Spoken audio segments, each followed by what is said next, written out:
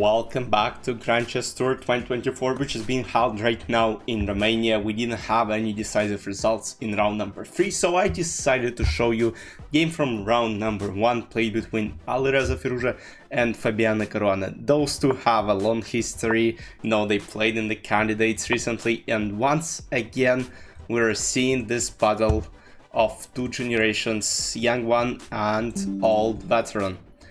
And Alireza starts with London system, c4, bishop b7, but kinda interesting London system, more of like some Slav or this kind of stuff. Knight f3, h6. So I mean, Alireza played bishop f4 and Fabi plays some nonsense as well, and this says Indian game opening. So b6, bishop b7, g6, bishop g7, double fianchetto, bishop g7, e4, castle, bishop d3, e5, bishop d2, a5, and then knight goes knight d7, knight c5, a3, knight a6, knight is jumping to c5, bishop c2, c5, and according to computer, this position here is actually dead loss for black pieces, and you will see why. So here Alireza plays the best move, bishop g5, h6, bishop e3, knight c7. So Fabi's only idea here, I mean, I sometimes play this kind of position with black pieces online. I'm not sure how I'm getting them, but it's always bad. And here, I mean, Fabi has no counterplay. I mean, let's say Alireza plays a4, b3. Alright, Fabi can go knight a6, knight b4, but that's it. Nothing can be done with black pieces here. h3, bishop c8, queen d2, threatened pawn on h6, and now g4. So can you see all this space on the white side? And that's why I named this video as Fabi uses Alireza's sloppiness, because again, Alireza got an absolutely wonderful position with white pieces. It's technically a winning position. It's technical winning position. I think Magnus would have won this quite easily against Fabi, but again, Alireza, I'm not sure why he can't convert this, but I mean, it's clearly that this position, okay, I don't have precise plan how to win, but it's clear that due to this space advantage, black don't have much. So g5 was played after takes. Here, for some reason, actually, knight g5 is a better move with check, and after knight g5, king g8, I think it comes with tempos and a4, no counterplay for black pieces, and position slowly might be collapsing, but again, knight g5 here says 2.2, and as we analyzed, right now it says +1 only. So again, engine on chess.com doesn't understand certain things, but alright, bishop g5 was played, and now it's +0.7 for white pieces, and here, Fabi uses his only chance, which is striking on the queen side. h4, Alireza is trying to go for h5, bishop g4, and now something weird started happening. So here, according to computer, knight h2 is the best move, and let's say bishop h5 or something. Then there is bishop d3 or bishop d1, which gives white some advantage. So that didn't happen. Bishop d1 was played right away, and now queen d7, h5, knight h5 taking the pawn, knight h4, bishop d1, queen d1, and now rook h8, basically trying to escape with the king and setting up this rook on h file, so maybe trade rooks in the future.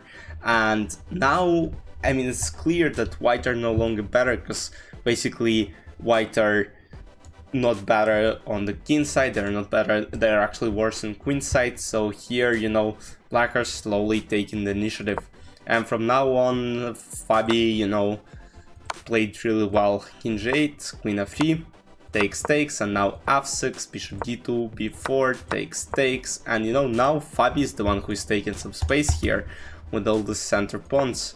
f4, and now this knight can't go anywhere. This square is blocked. If knight goes here, I mean, yeah, one chance, but that's not gonna happen, because basically black will be on time. Knight g1, queen g4, king f1, rook e8, trading the rooks of the board, and after king f3, we're actually getting this interesting endgame f5.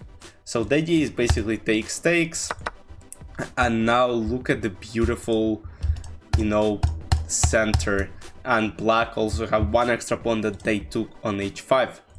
f3, knight b6, threatening this pawn, b3, knight d7, and basically right now let's say, oh, why he didn't take, because knight f6 and basically two pawns are under attack and black are still winning this endgame.